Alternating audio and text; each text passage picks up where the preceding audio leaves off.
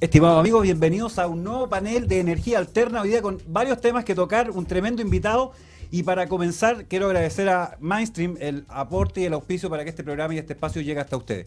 A continuación, los voy a invitar a ver una cosa que en la semana me llamó profundamente la atención, que la encontré súper interesante, y le voy a pedir al director que veamos unas imágenes, porque esta es una iniciativa de un centro de capacitación bien interesante en energías renovables que se llama el Profe Fotovoltaico. Vamos a mirar esas imágenes y les comento de qué se trata. Los días martes, ustedes se pueden conectar... Hubo un cambio en el orden. Vamos a ver un video entonces.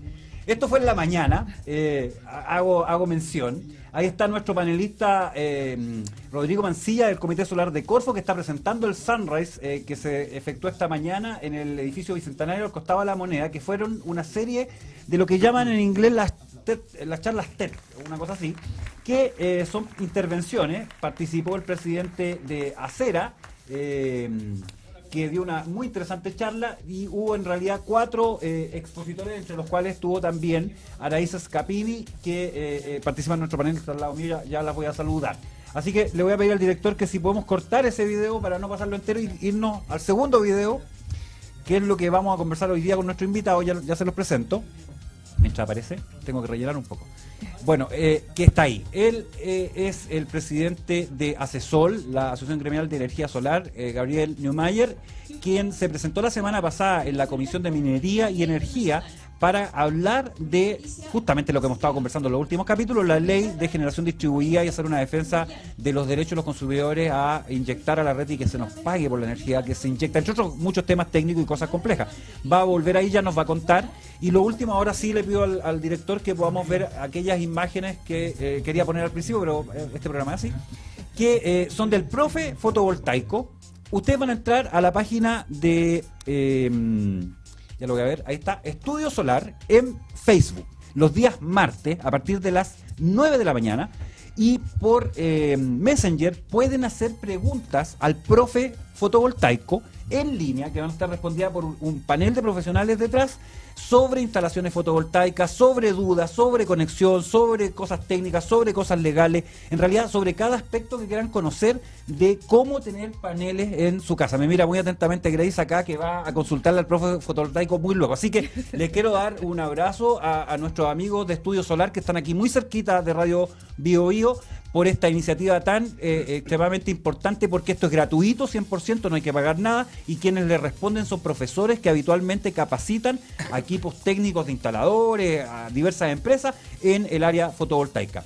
Finalmente les quiero comentar en la última de las imágenes, si el director me acompaña, claro, ahí está, que nuestros también amigos de capacitación de CERCAP me acaban de invitar a unirme al equipo de ellos como uno de los relatores de CERCAP para los cursos de capacitación. Yo soy el que induce a los cursos de capacitación ahora y les cuento a la gente lo que estamos haciendo en Chile con la revolución energética, y adicionalmente estamos vinculados a través de su newsletter, que lo pueden descargar y pedir en CERCAP, que llega cada 15 días a su correo con lo más importante que ha pasado en la industria solar. Bueno, con esa tremenda introducción que acabo de hacer, paso a presentar a mis queridos panelistas, partiendo por las damas como siempre.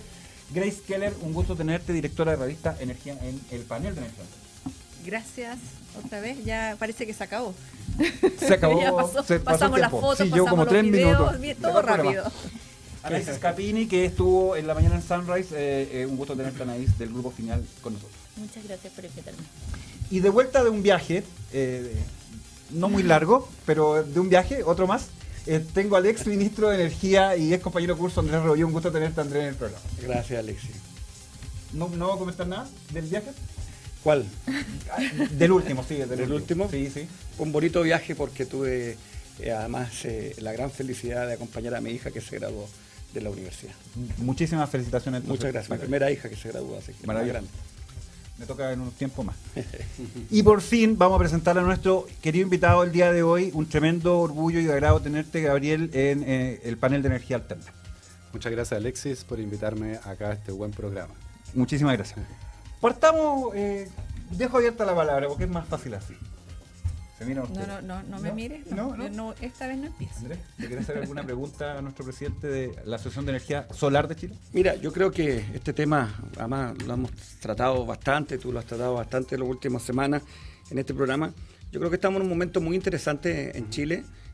Yo creo que este tema de la revolución energética, a propósito del libro del exministro Pacheco, que lanzó hace algunos días atrás, que da cuenta de todo lo que ha sucedido en el sector, pero que en este sector en particular, que es la posibilidad de hacer más ciudadana la energía y tener más generación distribuida, creo que Chile tiene una oportunidad tremenda y hay un punto de quiebre bien interesante. Se demoró 2 años y medio, 3 años, en que esto de alguna manera, si me permite la expresión, cuajara y la gente sobre todo conociera. Creo que hay que dar un paso todavía con más profundidad para efectos de dar a conocer esto como una opción real, no solo en los hogares, sino que también en los pequeños y medianos empresarios, donde creo que hay también una opción importante. Y hoy día hay una discusión en el Congreso. Creo que ahí se juegan muchas cartas hoy día. A propósito de la necesidad de modernizar esta ley, ¿no? Con estos 2 años y medio, 3 años de experiencia, creo que Gabriel además tiene acumulada ya una experiencia interesante en terreno, haciendo negocios específicos que podrían necesariamente plasmarse en una ley que pudiera dar incentivos de verdad, que pudieran hacer más masivo esta posibilidad de que Chile sea, ojalá solar, no solo en los grandes proyectos, sino que también en el plano más ciudadano. Y yo diría que en ese contexto, la pregunta que le pudiera hacer a Gabriel como para introducir la conversación es qué elementos ve él para poder incorporar en esta discusión en el Congreso, que es la oportunidad, que sean los centrales para efecto de dar este incentivo. Perfecto.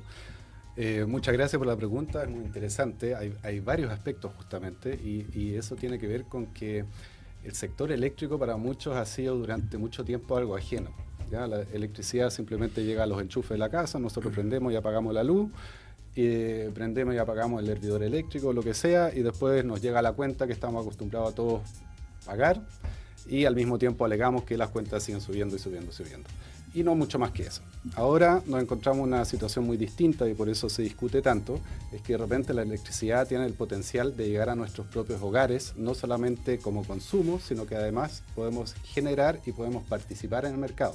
Entonces, uno de los factores claves para mí es la información, que la gente esté informada de qué es lo que se puede hacer, qué es lo que no se puede hacer, qué es lo que permite hoy en día la ley, qué es lo que se está discutiendo, y cómo puedo acceder a tener mis propios paneles en la casa, en la empresa, etc. Entonces ahí un aspecto importante es la información, es la difusión de contenido, y por eso me alegro mucho tanto de programas como este, también del profe fotovoltaico, lo encuentro una idea espectacular, porque rápidamente uno llega a hablar de mucho término técnico y uno se olvida de aterrizar las cosas a la gente. Entonces, antes de hablar de la ley en específico y de esta moción que se está discutiendo, quisiera, para los que no nos conocen todavía, introducir un poco. Soy presidente de la Asociación Chilena de Energía Solar. Somos más de 60 empresas actualmente que forman nuestro gremio. Estamos ya tenemos 11 años. Fuimos creados por unas pocas empresas que tenían la impresión que la energía solar tiene un tremendo potencial y podría ser algo muy muy bueno para el país. Entonces formaron a esta asociación que hoy en día creo que ya está bastante bien ubicada en la percepción del sector. Y nuestros socios son pequeños instaladores, grandes empresas, empresas de ingeniería, de todo tipo de servicios. En resumen, el que quiera concretamente evaluar un proyecto se puede meter a la página de nosotros, que es www.acesol.cl, y ahí pedir cotizaciones, informarse, etcétera. Bueno, también invitar, sobre todo de regiones, donde todavía nos faltan socios, de que las empresas que estén evaluando de entrar en el mundo de la energía solar, sea como productor, como instalador, etcétera, que participe, que se informe, que también evalúe la posibilidad de ser socio de nuestro gremio. Quizás eso por el momento como para contestar la pregunta, pero quizás para aterrizarlo un poquito más aún. Ya. Te quiero interrumpir. Voy a hacerle la pregunta más al hueso. ¿Cómo te recibieron en la comisión? Muy bien. ¿Ya? ¿Cuánto tiempo expusiste? Estuvimos bastante poco tiempo, justamente porque hay que recordar que es la Comisión de Minería y Energía, justo antes estuvo el ministro de Minería. y se extendió bastante el tema anterior al nuestro, por lo tanto tuvimos muy poco tiempo a exponer, pero se agradece mucho la posibilidad de que vamos a volver a estar en la comisión para completar la exposición y para también dar tiempo a respuestas y a preguntas y respuestas de los diputados. Por lo tanto, el 30 de mayo, el próximo miércoles, vamos a estar ahí nuevamente para explicar más en detalle lo que proponemos. Y lo último, lo que hemos estado conversando en el panel, tuvimos la semana pasada un buen tiempo hablando del tema al inicio, es que hay dos mociones particulares que son las que se están discutiendo las más fuertes. Una es la elevación del límite de 100 kilos a 300 kilos, la posibilidad de siempre net billing, y la segunda, que es la polémica, es si se nos va a cancelar por los excedentes, ya sea con la misma tasa actual, 60-40, o bien se nos deja el 100, que sería lo ideal, o según algunos que se restrinja la cantidad que se inyecta, o según algunos que no se nos pague. ¿Qué dice al respecto? Y esa es la pregunta fundamental de este tema, que es el tema crítico, para todos los telespectadores que nos están viendo. Asesor. Perfecto. O sea, con eso vamos directamente al grano. Esos son justamente los dos temas principales. Uno es la potencia, y ahí recordemos que estamos hablando de la potencia instalada. O sea, si hablamos de un aumento de 100 kilowatts a 300 kilowatts, ya estamos fuera de todo lo que podría ser residencial. Estamos hablando netamente de proyectos para comercios, pymes, pequeñas industrias, agricultores, etc. Nuestro punto de vista es que estos 100 kilowatts, al igual que los 300 kilowatts, son un límite innecesario. Técnicamente no tiene mucho sentido. Perfectamente podrían ser 279 o 435, es lo mismo. La ley ya lo dice bastante claro, y nosotros, en nuestra opinión, es que no debiera haber ningún límite, porque uno es, la ley está pensada para clientes regulados. Todo cliente, hasta los 500 kilowatts de potencia instalada, todo cliente hoy en día es regulado, y entre los 500 kilowatts y los 5000 kilowatts está la opción de ser cliente regulado o cliente libre. Hoy en día tenemos una problemática, que es que muchos clientes regulados están saliendo del sistema, convirtiéndose en cliente libre. 75%. Y eso, justamente, y eso puede significar un problema para el sistema establecido hasta el momento de compartir los costos, por ejemplo, para el sistema de distribución, la energía y todo el esquema que conocemos. Entonces, si dejamos fuera el límite y las condiciones técnicas están dadas, por ejemplo, de un cliente regulado y opta por seguir siendo regulado de una potencia de 2 megawatts, ¿por qué no puede instalar un sistema de 2 megawatts? Claro. Eso perfectamente se podría pensar así, ¿ya? Y además, a largo plazo, podría ayudar a que ese cliente regulado permanezca en el régimen regulado y no se vaya a convertir en cliente libre, porque ya tiene una inversión a largo plazo de por medio, que es un sistema bajo ley 20.571, y ese beneficio de compra-venta bajo ese esquema lo podría perder si se convierte en cliente regulado. Por el otro lado, como una meta mínima desde nuestro punto de vista, debieran ser los 500 kilowatts. Porque recién ahí, desde ahí en adelante, uno podría pensar en un PMGD, que es un esquema muy distinto a comercialización de energía, que no está asociado necesariamente a un autoconsumo, donde todo el esquema es diferente.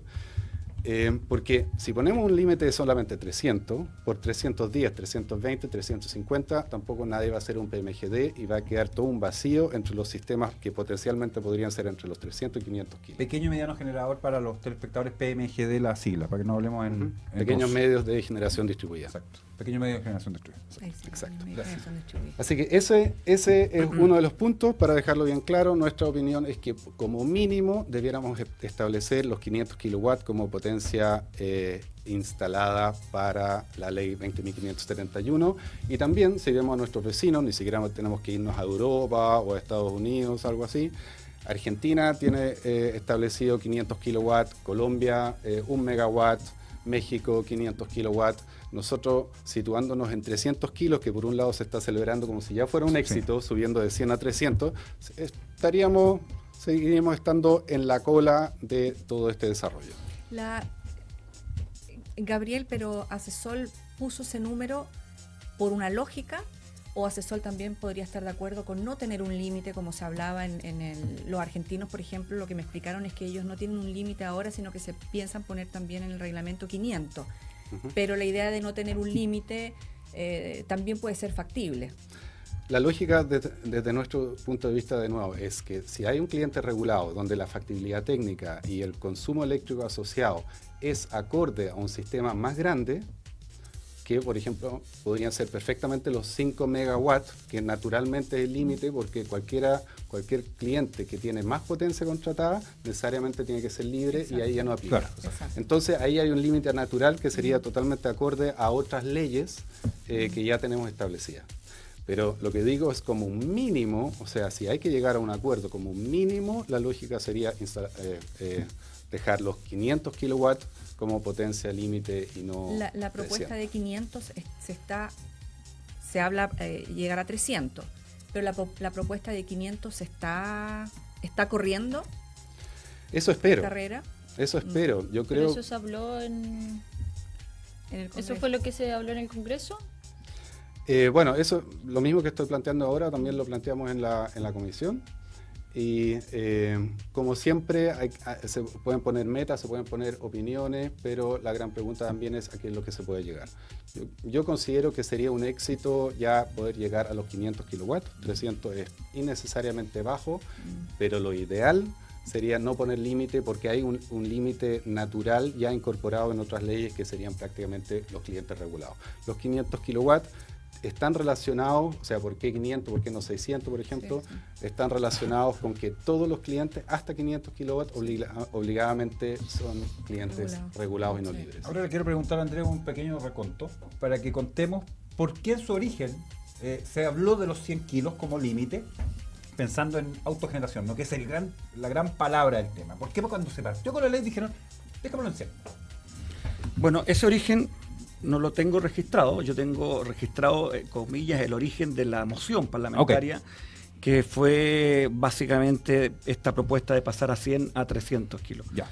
Y la lógica siempre fue de que este era un mercado o un sector que básicamente propendía al autoconsumo, evitando efectivamente crear un mercado nuevo desde el punto de vista de que alguien que es regulado, básicamente pensando en los hogares fundamentalmente, pudiera con estas modificaciones eventualmente incorporar un nuevo negocio y lo que significa eso. Yo creo que los razonamientos que hace Gabriel son interesantes.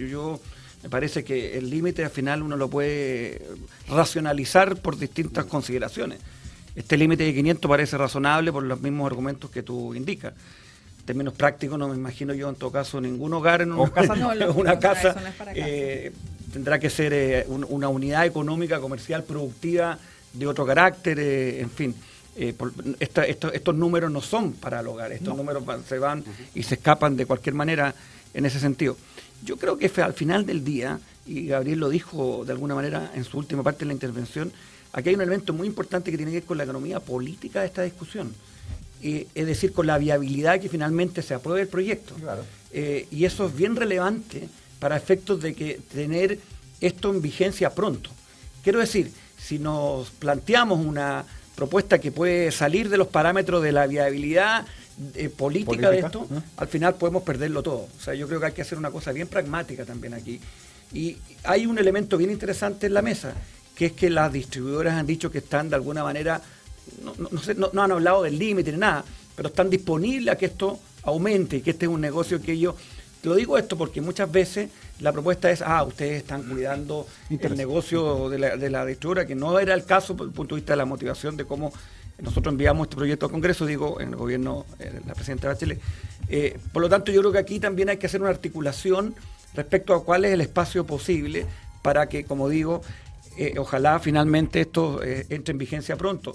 Y aquí hay una cosa bien quizás específica en lo legislativo.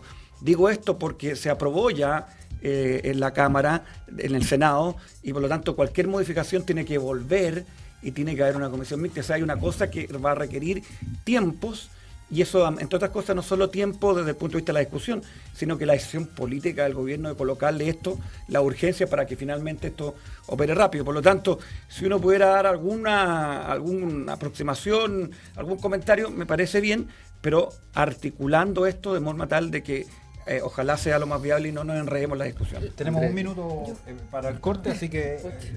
Andrés, eso me parece, muy brevemente, me parece muy relevante lo que estás diciendo, porque lo que no queremos obviamente es quedarnos atrás o volver a partir de cero. Estamos viendo un desarrollo muy rápido de la tecnología y ya tenemos la problemática que estamos acá trabajando con un marco legal anticuado de alguna manera de generación, transmisión, distribución y los clientes, que en el fondo para muchos casos hoy en día ya no aplica. Y por lo tanto necesitamos avanzar y tenemos que ver dentro del marco, dentro de lo que se está proponiendo, cuál es la mejor forma para poder avanzar. Y nosotros lo decimos siempre muy claramente como asociación, creemos en el potencial que tiene la energía solar en Chile, creemos que es lo suficientemente grande y es necesario además contar con todos los actores, porque si queremos realmente en un plazo más o menos razonable llegar a un 100% de energías renovables, no podemos dejar a nadie atrás. Por lo tanto, nosotros celebramos que el mercado tradicional, que los actores tradicionales también participen en el desarrollo solar. Celebramos que sean los pequeños que también participen. Todos tenemos que participar y en ese contexto avanzar rápido para que tengamos un desarrollo exitoso. Gracias. Estamos en Panel de Energía Alterna por BioBio TV. Gracias a Mainstream. Volvemos en un instante más.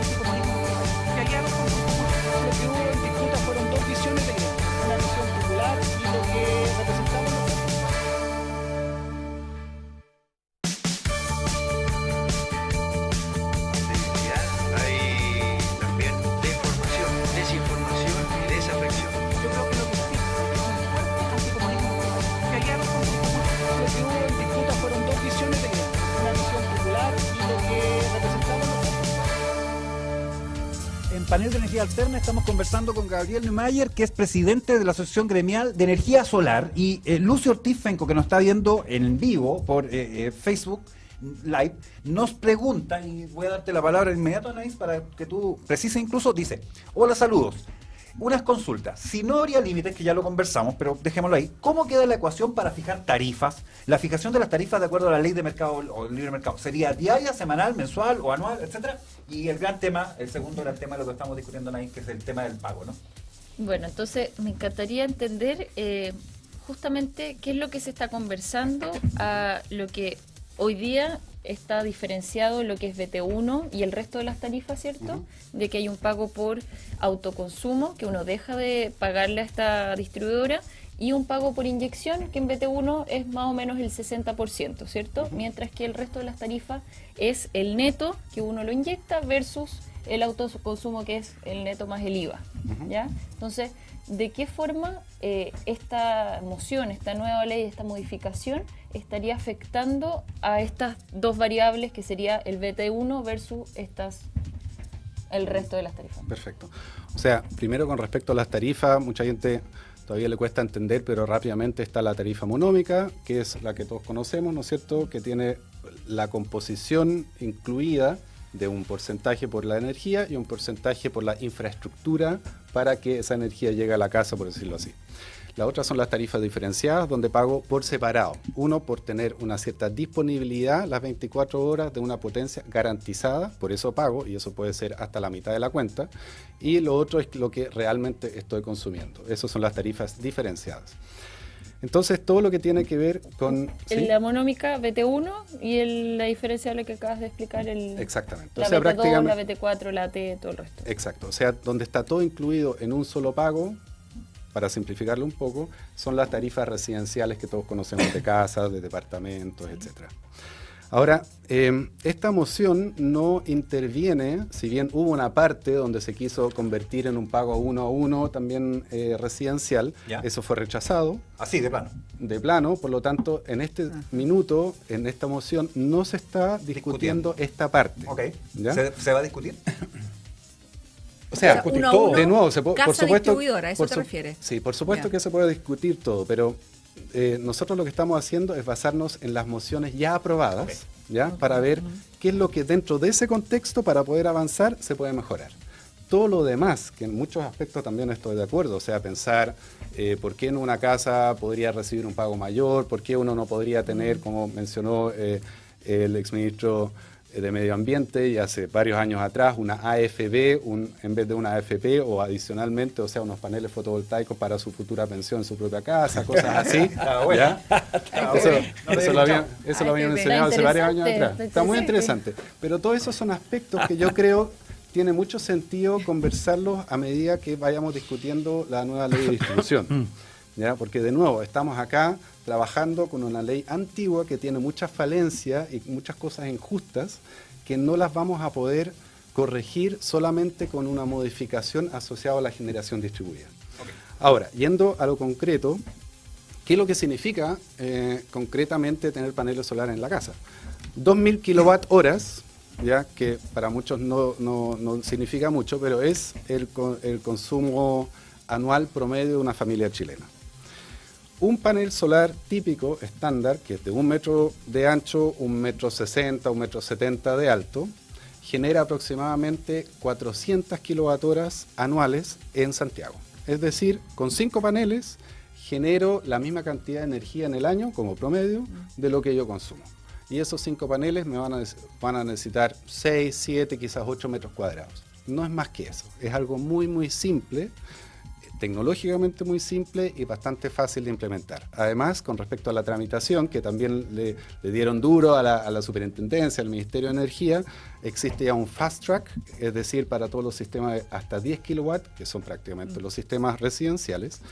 Existe una forma bastante rápida de tramitación, por lo tanto, dentro de 2 meses, la instalación se puede demorar 1 día, 2 días, y dentro de 2 meses ya el sistema está con contrato, con todo funcionando. Una página en internet, que se hace muy rápido. Exacto, hay una página en línea donde el instalador se encarga también de hacer toda la tramitación en nombre del propietario, así que esa parte está bastante resuelta. Siempre puede haber mejoras, perfecto, pero eso ya está bastante resuelto. Lo que estamos hablando de los sistemas más grandes, por ejemplo, esos 300 kilowatts, estamos hablando de 2.000 metros cuadrados. Eso es un paño de 40 por 50 metros. Mucho techo tiene ese espacio o incluso muchísimo más. Un supermercado mediano ya tiene muchos más metros cuadrados. Entonces, ahí volviendo al tema de la potencia. Ahora, lo otro es el tema del no pago de los excedentes. Sí, de la valorización, pero que no se pagan esos excedentes. ¿Cuál es la idea detrás? Y esa sí la entiendo, es la problemática o la preocupación de que esta ley, que originalmente estaba pensada para autoconsumo, se malinterprete o se maluse para desarrollar proyectos de generación y comercialización. ¿Ya? Quiero hacerte una observación, porque es que detrás de eso, como concepto de eso, y eso es lo que no me gusta, está la sensación de que echa la ley, echa la trampa. Eso es la vieja cuestión chilena, que es una cuestión cultural, sociológica, de que alguien va a encontrar el cómo. ¿Ya? Sí. Entonces, alguien que no sé quién es, porque esto es un mito, yo no conozco a nadie que todavía se esté haciendo rico poniendo paneles solares en su casa, que es en las casas promedio de Santiago y de regiones de Chile, que tienen una cantidad de metros cuadrados que no es muy extensa. Es decir, la mayor parte de la población, el 80% de la población de Chile, que son la clase media de Chile, gente que gana menos de 3 millones de pesos para abajo. Estoy hablando de eso. ¿Qué capacidad tendría esa persona normal, el chileno promedio, de hacerse rico poniendo paneles en su casa? Ninguna. Ninguna. No, Alex, pero es que déjame terminar el argumento. Solamente para mostrar por qué no me gusta el enfoque. ¿Ya? Esta es una ley de generación distribuida que lo que está buscando es que la gente autogenere. Perfecto. Pero ¿por qué si hizo la inversión? Y resulta que, lo contó Anaís, la persona se fue de vacaciones y no hubo consumo en el verano en su casa. Un mes. ¿Ya? No sé qué sea vacaciones un mes, pero ya son supuestos sobre supuestos. Y generó un exceso, un excedente que se inyecta a la red.